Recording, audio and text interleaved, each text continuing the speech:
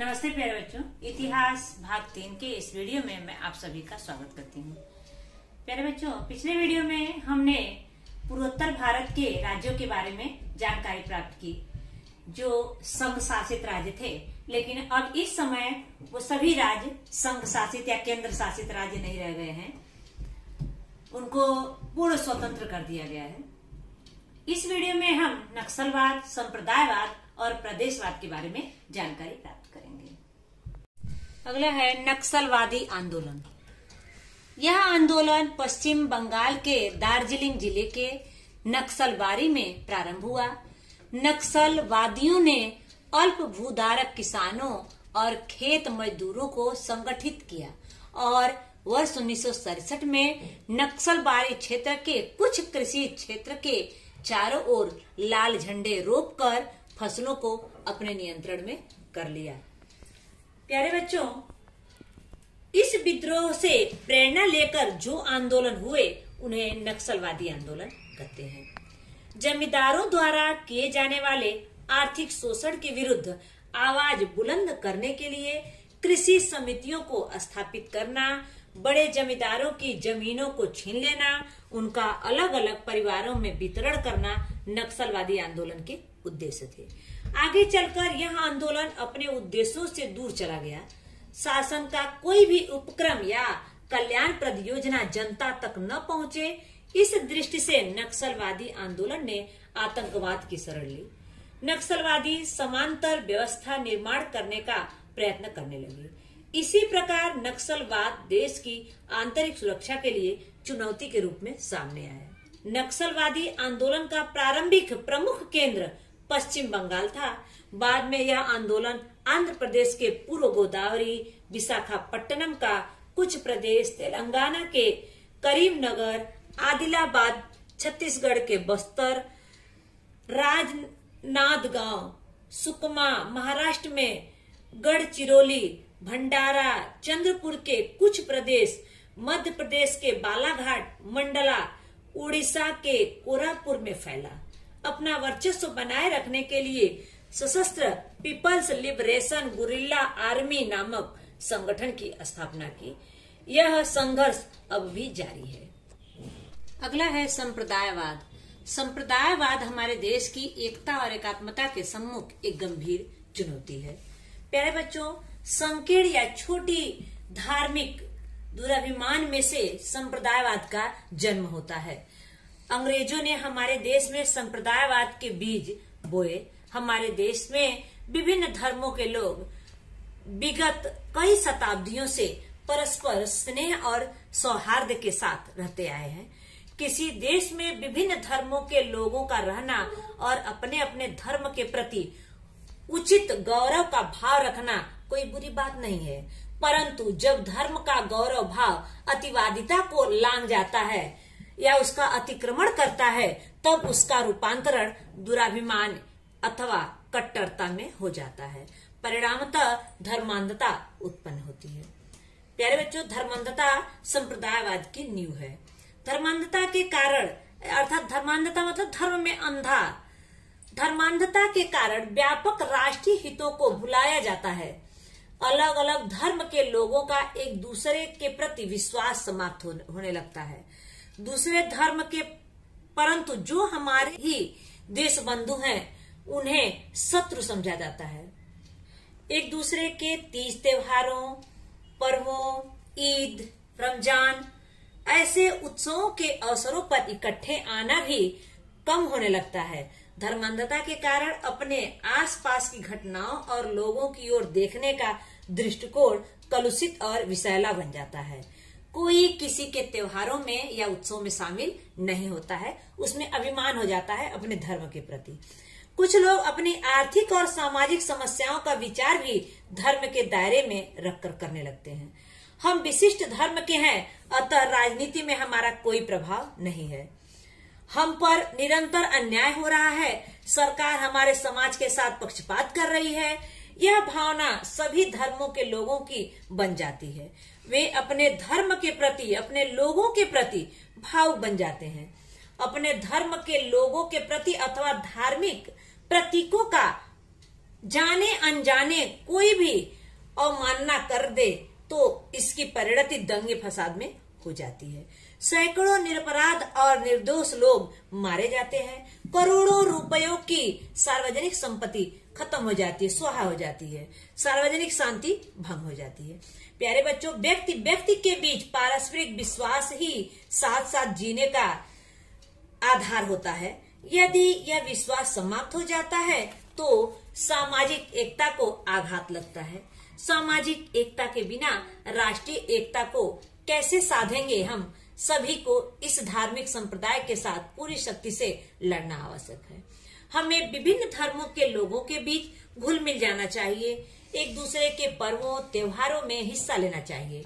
हमें सभी सामाजिक और आर्थिक समस्याओं को धर्म के साथ जोड़ना नहीं चाहिए।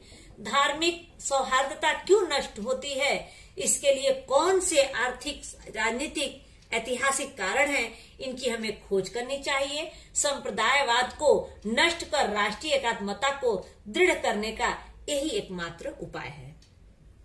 अगला है प्रदेशवाद। अपने प्रदेश के प्रति अति दुराग्रह अथवा अभिमान रखना ही प्रदेशवाद कहलाता है। जैसे मैं बंगाली हूँ, मैं मराठी, इस रूप में अपनी पहचान कराना अलग बात है। लेकिन मैं बंगाली अथवा मराठी हूँ इसलिए मैं दूसरे प्रांतों के लोगों से श्रेष्ठ और विशिष्ट हूँ, इस तरह की भावना रखना अनुचित प्रांत का अभिमान हो जाता है। अपने प्रदेश के प्रति अनुभूत होने वाली आत्मीयता को ऐसे अनुचित प्रांत दुराभिमान के कारण विकृत स्वरूप प्राप्त हो जाता है। विकास कार्य में असंतुलन उत्पन्न होने पर प्रदेशवाद को बढ़ावा मिलता है। स्वतंत्रता के पश्चात देश का विकास साधते समय प्रारंभ में कुछ राज्यों की अधिक प्रगति हुई तो कुछ प्रदेश आर्थिक रूप से पिछड़ गए। जैसे महाराष्ट्र, गुजरात, पंजाब और तमिलनाडु राज्यों का आर्थिक और औद्योगिक रूप से बहुत विकास हुआ, परंतु उड़ीसा, बिहार, असम जैसे राज्य आर्थिक और औद्योगिक रूप से अविकसित रह गए। आर्थिक विकास और सुधार प्रगति की नींव है। अतः जिन राज्यों का आर्थिक विकास होता है वे राज्य शिक्षा, स्वास्थ्य, संस्कृति के साथ साथ अन्य क्षेत्रों में भी प्रगति साध सकते हैं। जिन राज्यों का ऐसा विकास नहीं होता है वे राज्य शैक्षिक और नागरिक सुविधाओं के बारे में बहुत ही पिछड़ जाते हैं। इन राज्यों को विकास के वे अवसर प्राप्त नहीं होते हैं जो प्रगत राज्यों के लोगों को उपलब्ध रहते हैं। ये राज्य शैक्षिक पिछड़ापन, बेरोजगारी, दरिद्रता जैसी समस्याओं से ग्रस्त रहते हैं। इससे अलग अलग राज्यों के बीच की सौहार्दता नष्ट हो जाती है। प्यारे बच्चों, इसका दुष्प्रभाव राष्ट्रीय एकात्मता पर होता है। अतः हमें इस आर्थिक असंतुलन की समस्या को शीघ्र हल करना चाहिए। इस दृष्टि से हमारी सरकार प्रयत्नशील है। प्रदेशवाद प्रगत और अप्रगत दोनों राज्यों को प्रभावित कर सकता है। हम प्रगत हैं क्योंकि हमारे प्रदेश का इतिहास, संस्कृति ही मूलतः श्रेष्ठ है। इस प्रकार के श्रेष्ठत्व की भावना विकसित राष्ट्रों के लोगों में उत्पन्न होती है। परिणामतः वे अविकसित राज्यों के लोगों को हीन समझने लगते हैं। वे लोग अपने विकास के लाभों में अविकसित राज्यों के लोगों को साझेदार बनाने के लिए तैयार नहीं होते हैं। इसके विपरीत पिछड़े क्षेत्र के लोगों को अपनी संगठित शक्ति स्थापित करने के लिए प्रादेशिक अस्मिता जागृत करनी पड़ती है। इसके लिए वे स्थानीय परंपराओं और संस्कृति को अनावश्यक रूप से गौरवान्वित अथवा उसका उदात्तीकरण कर स्वयं का अलगपन सिद्ध करने का प्रयास करते हैं। इसी से प्रदेशवाद को बल प्राप्त होता है, परंतु इस कारण राष्ट्रीय एकात्मता बाधित होती है। हमने भारत के सम्मुख कुछ महत्वपूर्ण और चुनिंदा चुनौतियों का अध्ययन किया, लेकिन अभी भी जनसंख्या, स्वच्छता, कृषि और किसानों की समस्याएं, दरिद्रता, मकान और 2 समय का भोजन जैसी अनगिनत समस्याएं हैं। हम इन चुनौतियों को मात देकर आगे बढ़ने का प्रयास कर रहे हैं। अगले पाठ में हम आर्थिक क्षेत्र में की गई प्रगति का अध्ययन करेंगे। प्यारे बच्चों, आइए इस पाठ का हम लोग संक्षेप में फिर जान लेते हैं कि इस पाठ में हमने क्या क्या जानकारी प्राप्त की। तो सबसे पहले था आनंदपुर साहब प्रस्ताव पारित हुआ कि आनंदपुर साहिब में क्या प्रस्ताव पारित हुआ था। तो उसमें आपने देखा कि किस तरह से पंजाबियों की मांग थी कि चंडीगढ़ पंजाब को दिया जाए, सेना में पंजाबी भाषियों की संख्या बढ़ाई जाए और जहां जहां पंजाबी भाषी लोग हैं उनको पंजाब में सम्मिलित किया जाए। उसके बाद था कि अमृतसर को पवित्र शहर का खिताब दिया जाए। इस प्रकार उनकी बहुत सारी मांगे थी। अगला था पंजाब में असंतोष। क्यों असंतोष पैदा हुआ?